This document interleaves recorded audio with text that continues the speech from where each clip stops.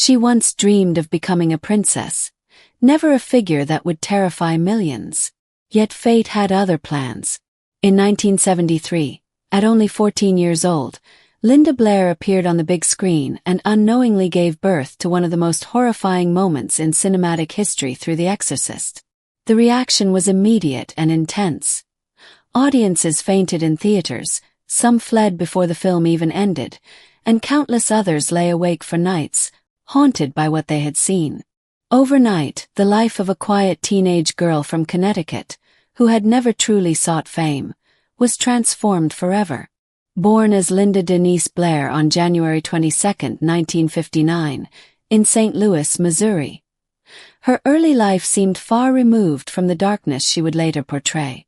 Her father, James, was a former Navy test pilot turned executive recruiter, while her mother, Eleanor, worked in real estate. At just 2 years old, Linda's family relocated to Westport, Connecticut, a peaceful and affluent town just outside New York City. It was there, in this seemingly ordinary setting, that her extraordinary journey began. From an early age, Linda was already stepping into the spotlight. By 5, she had secured her first modeling job. By 6, she was appearing in major print advertisements, including the New York Times, and quickly became a recognizable face in catalogs for Macy's, Sears, and J.C. Penney. Alongside this budding career, she developed an unexpected passion for horseback riding, a pursuit she approached with dedication and discipline far beyond her years. At the time, everything about her life seemed typical of a photogenic child in the 1960s, when modeling was often seen as nothing more than a harmless extracurricular activity. But what began as simple photo shoots quietly set the stage for something far greater, and far more unsettling. No one could have foreseen that this young girl's path would lead her into a role that would captivate the world, redefine horror, and cast a long, complicated shadow over her life. By 1968, at only 9 years old, Linda Blair had already taken a decisive step beyond modeling and into the world of television, securing a regular role on the CBS daytime soap Hidden Faces. Though the show lasted just a year, ending in 1969, it offered her something far more valuable than longevity: real on-screen experience at an age when most children were still focused on schoolwork. Not long after, she began edging into film, making her theatrical debut in The Way We Live Now, 1970, followed by a brief appearance in the comedy The Sporting Club. Each role was small, but together they quietly built a foundation for something much bigger. Despite these early steps into acting, Linda's life in Westport at age 12 still carried the rhythm of normalcy. She attended school like any other child, balanced her growing acting opportunities, and remained deeply committed to horseback riding, a passion she pursued with genuine discipline. At home, she shared a stable, supportive environment with her brother Jimmy and her sister Debbie. To anyone looking in from the outside, there was little to suggest that her life was anything other than steady and grounded. Nothing at that point hinted at the upheaval waiting just around the corner. Then came 1972. A turning point that would alter everything. A casting call was announced for a film titled The Exorcist, directed by the intensely meticulous William Friedkin. Fresh off his Academy Award win for The French Connection, Friedkin was now preparing to bring to life the best-selling novel by William Peter Blatty, a dark and deeply unsettling story about a young girl overtaken by a demonic force. What seemed like just another audition at the time would soon become the gateway to a role that would shock the world and change Linda Blair's life forever. The role of Regan McNeil was unlike anything most child actors could handle, demanding a fragile balance between innocence and pure terror, shifting from one extreme to the other in a heartbeat without ever feeling forced. For William Friedkin, finding the right face for The Exorcist became an exhausting pursuit. He auditioned nearly 600 girls, searching for someone who could embody both vulnerability and something far darker. Months passed with no success, and frustration began to set in.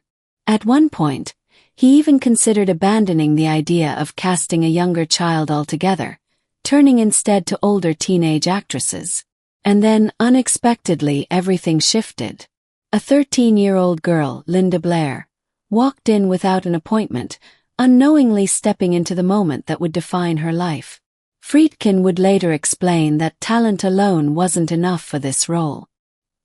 He needed someone who not only could perform under pressure but also seemed mentally resilient enough to endure the storm that might follow the film's release. In Linda, he believed he had found exactly that rare combination. And in terms of performance, he was right. She delivered something unforgettable. But when it came to the emotional and psychological aftermath, the reality would prove far more complicated than he had anticipated. Still, that single audition sealed her fate. Linda Blair became Regan. Filming began in 1972, and what unfolded behind the scenes was just as intense as what audiences would later witness on screen. The set of The Exorcist was charged with tension, driven by Friedkin's relentless pursuit of authenticity. His methods were extreme, even by Hollywood standards. He would fire a blank gun without warning to provoke genuine shock from the actors, capturing reactions that couldn't be rehearsed. In another instance, he went as far as striking a real priest moments before filming, determined to extract raw, unfiltered emotion. For a 13-year-old like Linda Blair, this environment was not just challenging. It was overwhelming, setting the stage for an experience that would leave a lasting mark long after the cameras stopped rolling. To make the possession feel disturbingly real in The Exorcist, the production pushed its environment to extremes. The bedroom set, where many of the most infamous scenes took place, was kept at near-freezing temperatures so the actor's breath would be visible on camera. Cast and crew endured hours in the cold day after day, as filming stretched on for months with grueling schedules and endless retakes. For Linda Blair, however, the toll went far beyond discomfort or fatigue. What began as a demanding role would soon leave a physical mark that she would carry long after the film was completed. One of the most harrowing moments came during a scene in which Linda was strapped to a mechanically rigged bed designed to thrash violently. The effect looked terrifying on screen, but behind the scenes it turned dangerous. The equipment malfunctioned, and the situation was not handled with the care it required. In the middle of a powerful jolt, the harness tightened abruptly, fracturing her lower spine. She was only a child, surrounded by adults focused on capturing the perfect shot. And perhaps the most unsettling detail of all, the filming did not stop. The cameras continued to roll, preserving a moment of real pain within a fictional nightmare. When The Exorcist finally premiered in December 1973, the response was immediate and overwhelming. This was not ordinary fear. It was something closer to collective shock. Across the United States, reports emerged of audience members fainting in their seats, becoming physically ill, or fleeing theaters in panic before the film even ended. The reaction grew so intense that Warner Brothers had to deploy off-duty police officers at certain screenings to manage the crowds. And at the center of this cultural phenomenon stood Linda Blair, just 14 years old, now known worldwide as the face of something audiences could not forget, no matter how hard they tried. At the heart of the phenomenon stood 14-year-old Linda Blair, whose performance in The Exorcist catapulted her into instant stardom. Almost overnight, she became one of Hollywood's most talked-about young talents. The role earned her a Golden Globe for Best Supporting Actress and an Academy Award nomination in the same category, placing her among the youngest nominees in Oscar history.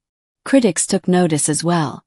Film historian Mark Clark would later remark that Linda held her own alongside the seasoned Ellen Burstyn, matching her performance beat for beat in a film that demanded extraordinary emotional range. For a brief moment, it seemed as though Linda Blair's path was destined for greatness. The industry had opened its doors, and her future appeared limitless.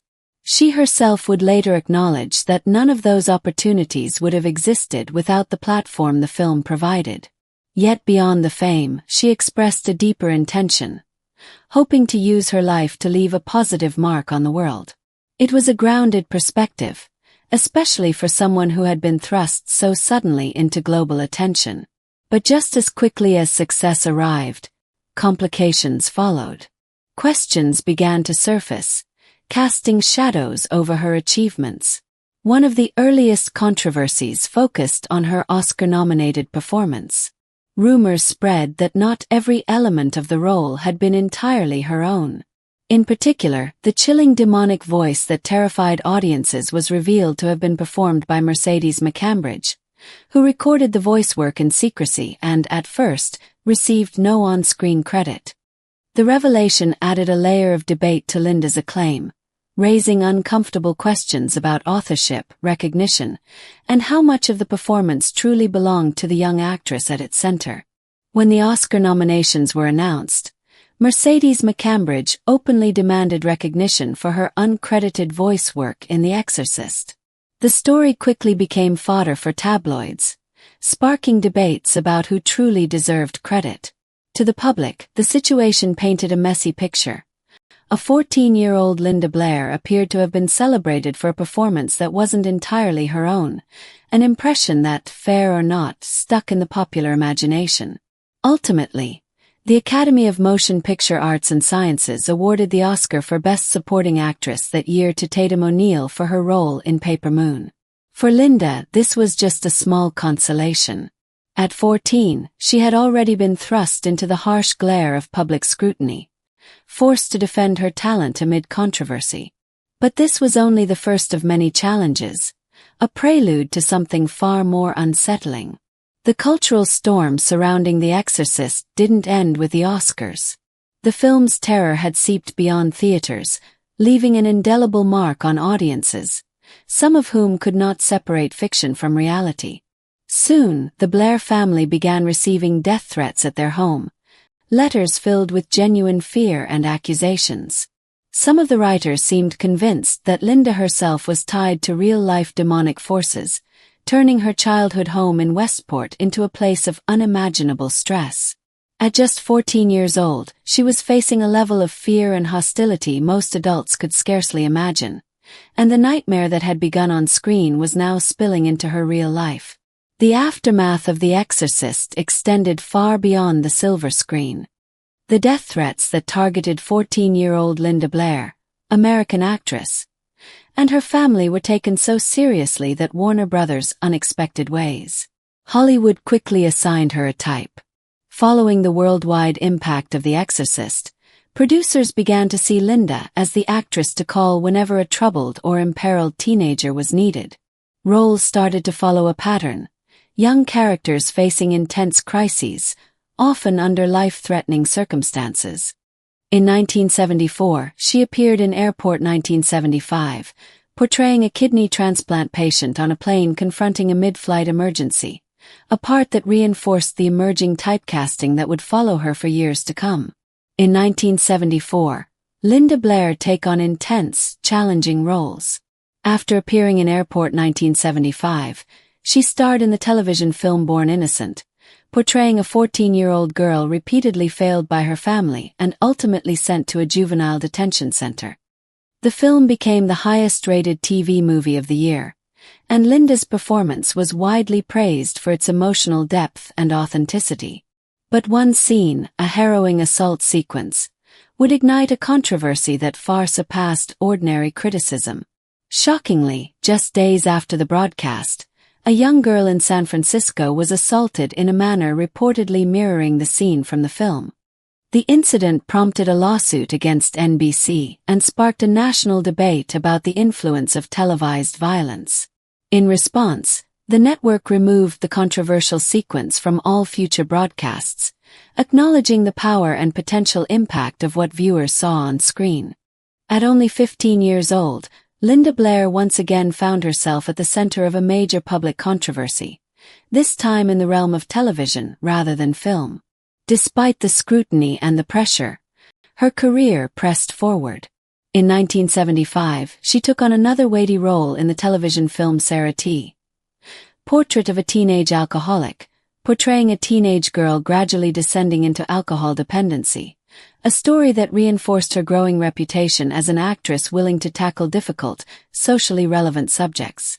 By the mid-1970s, Linda Blair was only 16, yet her on-screen captor, who eventually becomes a romantic interest, was Martin Sheen, 35 years old at the time. Around the same period, Blair's real-life choices sparked additional controversy. She began a relationship with Rick Springfield, who was 25 when they first met, while she was just 15. The intersection of her professional roles and personal life only heightened public scrutiny, painting a complex picture of a teenager navigating fame, typecasting, and circumstances far beyond her years. The relationship was not exactly hidden. Rick Springfield later wrote about it in his memoir Late at Night, and Linda Blair has spoken about it in interviews over the years. However, Entertainment Weekly later described Springfield's account of the relationship as unsettling.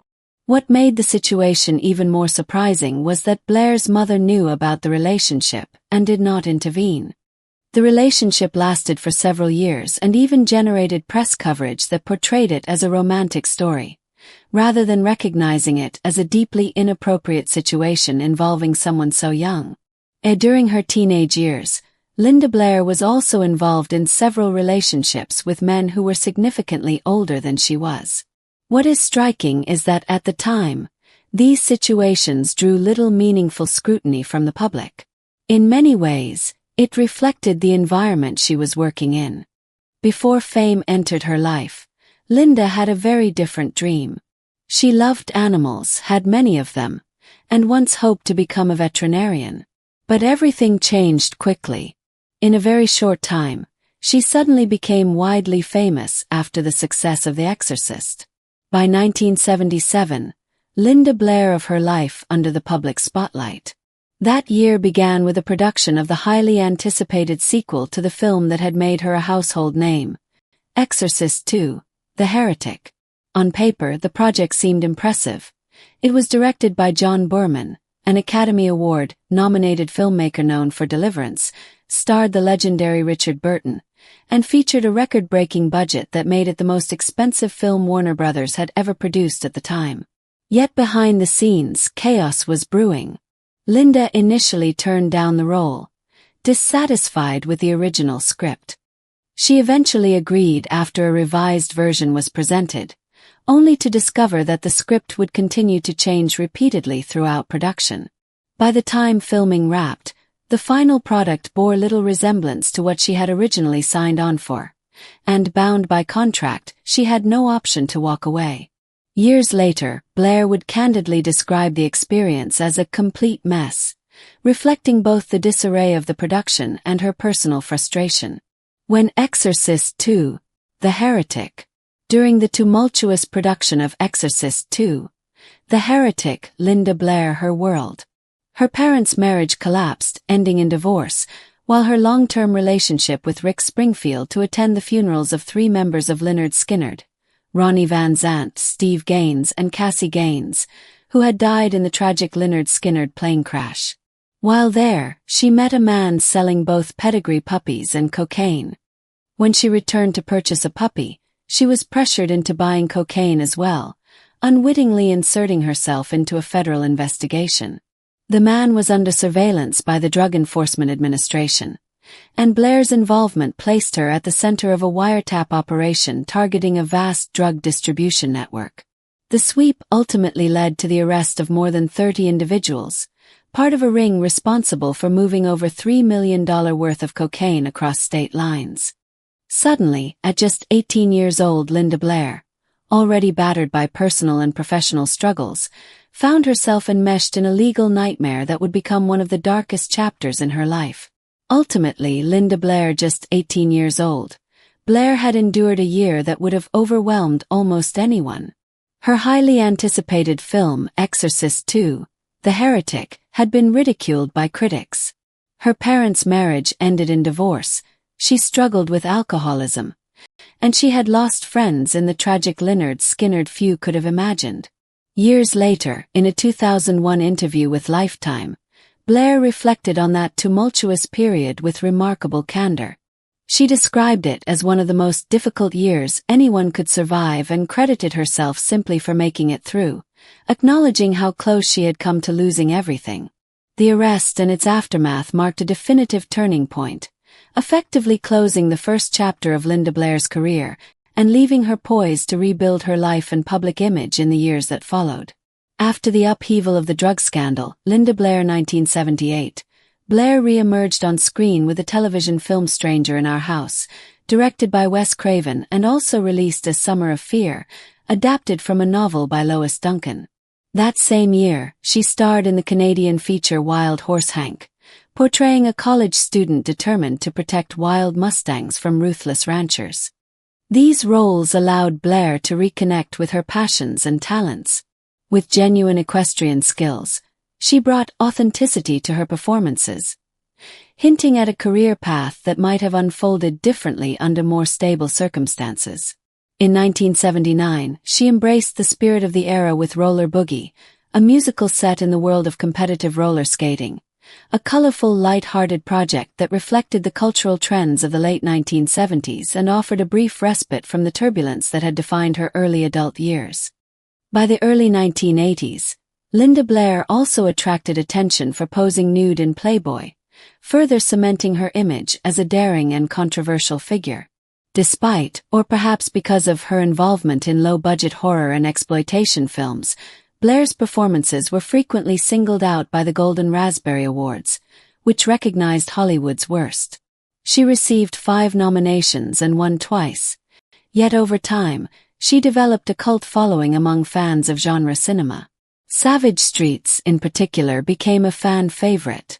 A TV Guide review even called Blair's work in the film her best performance since The Exorcist, though it added wryly that this was not exactly high praise. During this period, Blair's personal life also made headlines. She entered a relationship with Rick James, the flamboyant funk and R&B star. The two dated for roughly 2 years in the early 1980s, and James later recounted their time together in his memoir Glow, offering candid reflections on their unconventional romance. Through both her work and her private life, Blair maintained a presence in the public imagination, balancing notoriety, cult fame, and the continuing shadow of her early Hollywood years. During the 1980s, Linda Blair's life intersected with pop culture when Rick James 1976. She tested for the female lead in Taxi Driver, a part that ultimately went to Jodie Foster, who received an Academy Award nomination. In 1980, Blair auditioned for The Blue Lagoon, but the role went to Brooke Shields. These near misses hinted at the career she might have had under different circumstances, while also illustrating just how difficult it was for her to re-enter Hollywood's mainstream. By the late 1980s and into the 1990s, Blair's work shifted primarily to television movies and guest appearances, though she occasionally returned to feature films. One standout moment came in 1996 when Wes Craven, with whom she had collaborated on Stranger in Our House in 1978, cast her in a cameo for Scream as an obnoxious news reporter outside Woodsboro High School. Though brief, the appearance delighted audiences who recognized her. In 1997, Blair took a surprising turn onto Broadway, playing Betty Rizzo in a major revival of the musical Grease, successfully stepping outside the roles that had long defined her career. Then, in 2000, she became the host of the reality series Scariest Places on Earth, presenting 6 seasons as she explored allegedly haunted locations around the globe, a fitting return to the horror-adjacent legacy that had shaped her early fame. From 2000 to 2006, Linda Blair returned to the forefront of mainstream television as the host of Scariest Places on Earth. The series reintroduced her to audiences who had grown up with The Exorcist, a film that had left a lasting mark on horror fans worldwide. In 2006, she expanded her television presence with a guest role on Supernatural, portraying a detective who aids the Winchester brothers in an investigation. The role was written specifically for her, and notably avoided any supernatural or demonic elements, reflecting Blair's cautious approach to revisiting the horror legacy that had defined so much of her career. Years later, Blair continued to surprise audiences with playful and unexpected appearances. In 2022, she competed on Season 8 of The Masked Singer as the Scarecrow, delighting viewers with a light-hearted performance and introducing herself to a new generation, many of whom had never seen The Exorcist. In 2023, Blair returned to her cinematic roots with a cameo in The Exorcist. Believer, the legacy sequel to the iconic original. The appearance marked the first on-screen reunion with Ellen Burstyn since 1973. And though brief, it carried deep significance for fans and for Blair herself. Beyond her cameo, she served as a production advisor, guiding younger actresses through the psychological challenges of portraying possession. Director David Gordon Green later told Fandango that Blair's experience and mentorship had been invaluable, helping the new cast navigate the emotional intensity of the film while honoring the legacy that had shaped her career. Yet the defining chapter of Linda Blair far removed from Hollywood lights. It's been about animals. In 2004, she founded the non-profit Linda Blair World Heart Foundation, focused on rescuing and rehabilitating abused, neglected, and abandoned animals from the streets of Los Angeles as well as overcrowded city and county shelters. Operating from a 2-acre sanctuary in California, Blair dedicates herself full-time to the care of these animals, turning her passion into a lifelong mission. Her commitment became even more visible in 2005, after Hurricane Katrina devastated the Gulf Coast.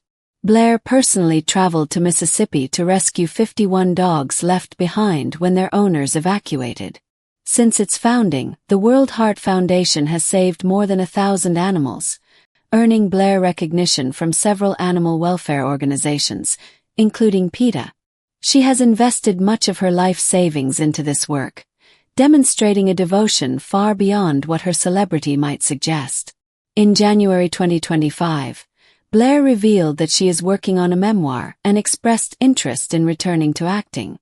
Reflecting on her life from a distance, what stands out is the extraordinary youth at which so much happened. She was only 13 when she won the life-changing role in The Exorcist, 14 when the film premiered, 15 when bodyguards were required for her protection, and also 15 when she began a controversial relationship with a 25-year-old man. Her story is one of extreme highs and lows, but also of resilience and reinvention, ultimately defined by a profound commitment to the creatures she has spent decades saving. At 16, Linda Blair was already appearing in films alongside adult co-stars in situations that many later viewed as deeply inappropriate for someone so young. By 18, her world seemed to unravel in every direction at once. The entertainment industry of the 1970s offered very few safeguards for a teenager thrust into sudden fame. Studios, managers, and producers were often far more focused on what she could deliver for them than on what was actually happening to her behind the scenes. During those years, Linda Blair found herself involved in projects that placed her in compromising positions while she was still a minor. She was surrounded by adults who, in many ways, failed to behave responsibly. And when scandals or controversies erupted, it was her name that filled the headlines. It was her reputation and career that absorbed the damage, while many of the people who had guided those decisions remained largely untouched by the consequences. What she chose to build afterward tells a very different story. Through the creation of the Linda Blair World Heart Foundation, she dedicated decades to rescuing and protecting animals that had no one else to speak for them. The sanctuary she created became something deeply personal, an effort born entirely from her own choice. No studio cast her in that role. No contract promised it would improve her public image. She simply decided it was the work that mattered and devoted herself to it. When Today aired a segment about her organization titled From Devil to Angel, the phrase may have sounded dramatic, but the idea behind it captured something genuine about the path she ultimately chose. The ascent of Linda Blair, her life. To many, Blair will always be linked to a single role in The Exorcist, a performance that captured a moment of cinematic history. Yet her true story is far more complex. The years after the fame, the struggles, controversies, and ultimate reinvention arguably form the most compelling narrative of all. She was still a child when the world thrust enormous fame, expectations, and scrutiny upon her, things she could hardly have fully understood. Surrounded by adults often more invested in industry success than her well-being, Blair had to navigate a world moving far too quickly for someone her age. And yet, over time, she carved her own path. She stepped away from the chaos, built a life on her own terms, and devoted herself to work that truly mattered, like rescuing animals through the Linda Blair World Heart Foundation. This chapter of her life deserves as much recognition as the role that first made her a household name. If this glimpse into Linda Blair